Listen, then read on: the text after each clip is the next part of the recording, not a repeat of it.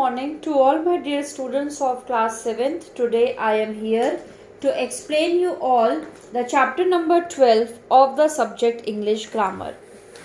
The name of the chapter is Adverbs. Chapter का name है Adverbs. Let's begin. Adverbs are words that mostly go with verbs. They will tell us how, when, where, how often actions takes place. Okay. Before starting with adverbs, I am going to tell you the revision of sentence and verbs. Adverb को समझने से पहले हमको ये समझना पड़ेगा कि sentence क्या है और verb क्या है. ठीक है? So what is sentence? Sentence is a group of words which makes a complete sentence. ठीक है? सेंटेंस क्या होता है? ग्रुप ऑफ वर्ड्स होते हैं जिससे एक मीनिंगफुल सेंटेंस निकलता है. ठीक है? अब कोई भी सेंटेंस में बेसिकली क्या चीजें होती हैं? किसी भी सेंटेंस में होता है सब्जेक्ट प्लस वर्ब. ये दो चीजें जरूर होती हैं और इसके बाद आपका ऑब्जेक्ट भी हो सकता है. सब्जेक्ट का क्या मतलब होता है? सब्जेक्ट का मतलब होता है नाउन और प्रोनाउन. ठीक है? अगर मैंने यहां पे लिखा करण. वर्ब हमारे दो होते हैं, एक होता है हेल्पिंग वर्ब और एक होता है मेन वर्ब. इज हमारा हेल्पिंग वर्ब है, सो करण इज प्लेइंग. प्लेइंग हमारा मेन वर्ब है. सब्जेक्ट इज करण और वर्ब हमारा इज और प्लेइंग है. इज हमारा हेल्पिंग वर्ब है, प्लेइंग हमारा मेन वर्ब है. और ऑब्जेक्ट में हम लिख सकते हैं cricket. So Karan is playing cricket. ठीक है? अब आप ये समझिए, मैंने यहाँ पे समझा दिया आपको सब्जेक्ट और वर्ब और ऑब्जेक्ट के बारे में. एडवर्ब क्या होता है? एडवर्ब हमें बेसिकली बताता है कि वर्ब को कैसे किया जा रहा है. More about verb. वर्ब के बारे में हमें और बताता है. जैसे करण इज प्लेइंग क्रिकेट वंडरफुली, यानी कि करण क्रिकेट बहुत अच्छे से खेल रहा है. तो ये जो वंडरफुली शब्द हमने यूज किया है ये हमारा एडवर्ब है. ठीक है? जब हम वर्ब के बारे में और डिटेल में बताते हैं, चाहे वो अच्छा बताना हो, चाहे बुरा बताना हो, चाहे कोई समय बताना हो, चाहे कोई प्लेस बतानी हो, तो हम जो शब्दों का इस्तेमाल करते हैं उसे हम एडवर्ब कहते हैं. For example, she is writing badly. Badly शब्द क्या हुआ? एडवर्ब. ठीक है? I will be going to Lucknow tomorrow at 6 PM. ठीक है? So I will be going यहां तक तो हो गया. लखनऊ और 6 PM हमारा एडवर्ब हो गया. लखनऊ प्लेस हो गया और 6 PM टाइम हो गया. ठीक है? समझ में आ गया? अब हम काइंड्स ऑफ एडवर्ब यहां पे देखेंगे. सबसे पहला है adverb of manner. Adverb of manner क्या होता है? जब किसी भी काम करने के तरीकों को हम बताते हैं और उस तरीके को बताने के लिए जो शब्द का इस्तेमाल करते हैं उसे एडवर्ब ऑफ मैनर कहते हैं. ज़्यादातर एडवर्ब ऑफ मैनर सेंटेंस के लास्ट में लगता है. जैसे अभी हमने ऊपर पढ़ा था, करण इज प्लेइंग क्रिकेट वंडरफुली. तो ये जो वंडरफुली शब्द है ये एडवर्ब ऑफ मैनर में आएगा. बैडली, नीटली, ब्यूटिफुली, इस तरीके के जितने शब्द हैं ये हमारे एडवर्ब ऑफ मैनर में आते हैं. Adverb of time second number. Adverb of time का सिंपल सा मतलब है जब हम टाइम को स्पेसिफाई करते हैं, चाहे वो मॉर्निंग हो, चाहे वो नाइट हो, चाहे वो टुमारो हो, येस्टरडे हो, डे आफ्टर टुमारो हो. ठीक है? तो इसे हम क्या कहते हैं? Adverb of time. Adverb of place क्या होता है? किसी जगह का नाम, या बिलो द स्टेयर्स, या in the room, outside the school. तो ये हम एक प्लेस बता रहे हैं तो वो हो गया adverb of place.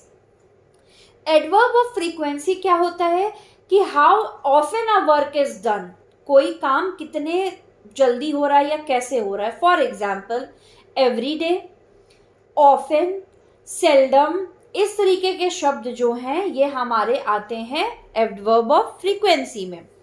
Adverb of degree क्या है? एडवर्ब ऑफ डिग्री में हमारा आता है जैसे these adverb show to what extent a thing is done. जैसे he talks very loudly, you were fully prepared, it is quite late. तो very, fully, quite, only, enough, almost, ये शब्द हमारे आते हैं एडवर्ब ऑफ डिग्री में. Adverb of affirmation and negation में क्या आते हैं? शब्द जैसे नो, नॉट, येट, सर्टेनली, ये सब आते हैं एडवर्ब ऑफ एफर्मेशन और निगेशन में। एडवर्ब ऑफ रीजन में क्या है? जैसे I will not come to the school because my health is not fine. तो बिकॉज, हेंस, देयरफॉर, ये सब शब्द हमारे आएंगे एडवर्ब ऑफ रीजन में। तो ये मैंने आप लोगों को पूरा समझा दिया है, ठीक है। आप लोग अपनी कॉपी में ध्यान से समझिए, एडवर्ब की डेफिनेशन लिखेंगे जो कि यहाँ पे दी है विथ वन एग्जाम्पल। इसके बाद you all will write the heading kinds of adverbs. Number 1 heading adverb of manner, full definition and one example. Then number 2 adverb of time, full definition, one example. Adverb of place, full definition, one example. Adverb of frequency, full definition, one example. Adverb of degree, full definition, one example. Or you can also do, अगर आप example में sentence ना लिख के better रहेगा अगर आप ये वर्ड्स एग्जाम्पल्स में लिखें, ये ज़्यादा बेटर रहेगा। तो एग्जाम्पल्स में आप वर्ड्स लिखिएगा, एग्जाम्पल्स में आप ये जो दिया है ये वर्ड्स लिखिएगा, टुमारो, नाउ, यस्टरडे, ठीक है। सेंटेंस ना लिख के आप लोग वर्ड्स लिखिएगा एग्जाम्पल में। Then adverb of degree, again full definition and these examples. Adverb of affirmation and negation, this definition, इसी में एग्जाम्पल शो कर रहा है। एडवर्ब ऑफ रीजन, इसमें भी सिर्फ इतना ही लिखेगा, एग्जाम्पल ऑलरेडी डेफिनेशन में दिया है। Next is interrogative adverb. Again जब हम क्वेश्चन पूछते हैं तो वो इंटरोगेटिव एडवर्ब हो जाएगा इस चैप्टर में, ठीक है। Last is relative adverb. ये इंटरोगेटिव एडवर्ब भी आप लोगों को अपनी बुक में लिखना है, हेडिंग डालेंगे आप लोग इंटरोगेटिव एडवर्ब। जो हमने पहले 7 काइंड्स पढ़े हैं ये हमारे आते हैं सिंपल एडवर्ब में।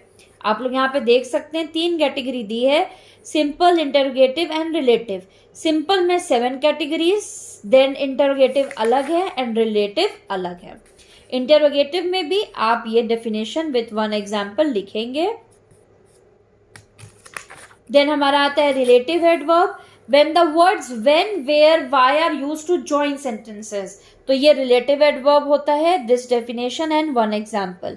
रिलेटिव एडवर्ब क्या है देखिए, अभी हमने इंटरोगेटिव में पढ़ा था जब हम when, where, why इस तरीके से शब्द से शुरू हो रहे क्वेश्चंस को पूछते हैं तो वो इंटरोगेटिव होता है। लेकिन यही शब्द अगर 2 सेंटेंस के बीच में आते हैं तो उसे हम रिलेटिव एडवर्ब कहते हैं। For example, this is the house which I bought, तो यहाँ पे विच शब्द देख रहे हैं बीच में आ रहा है।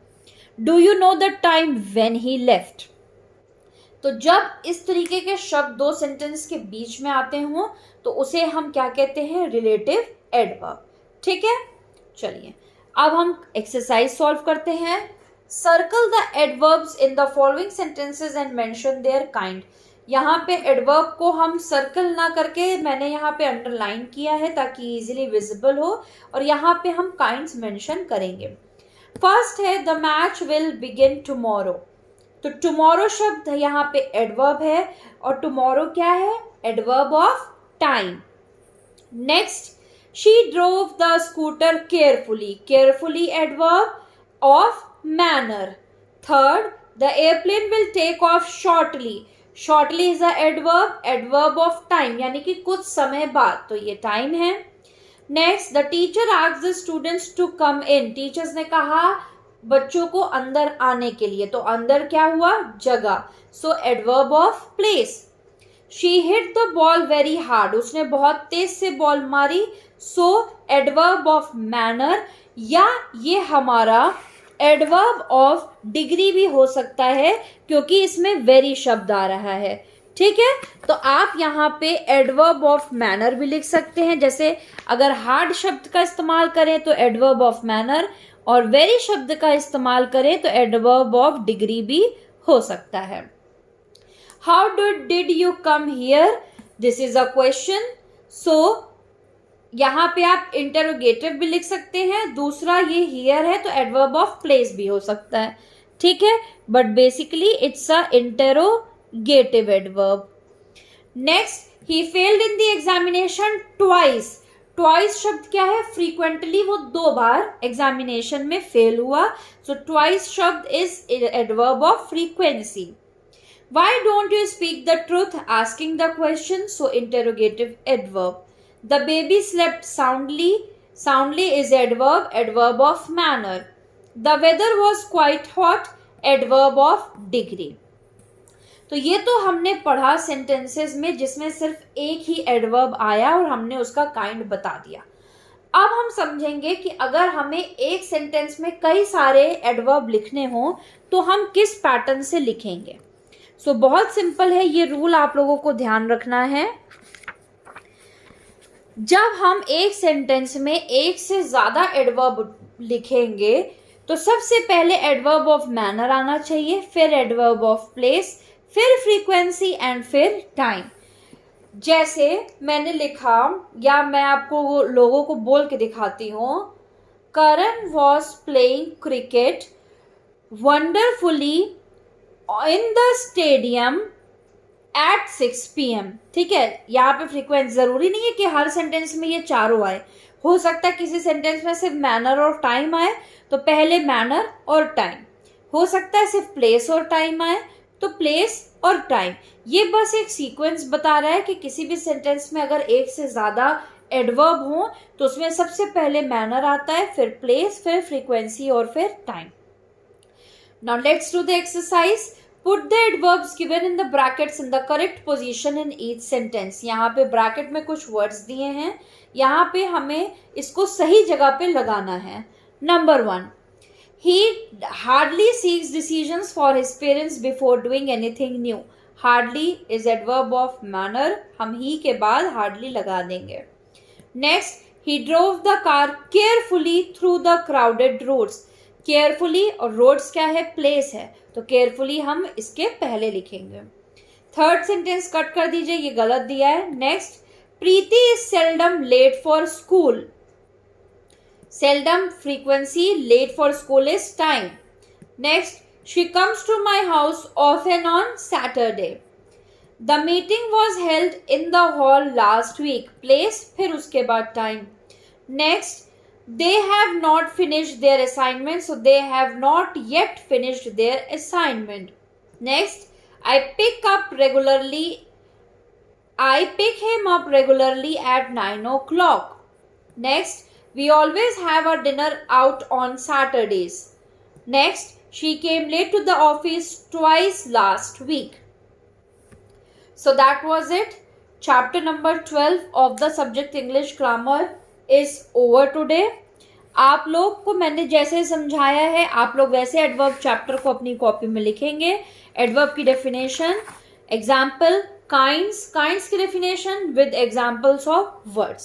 सो course for unit test 4 is over today. Extra notes, synonyms, antonyms and all you will get on 20.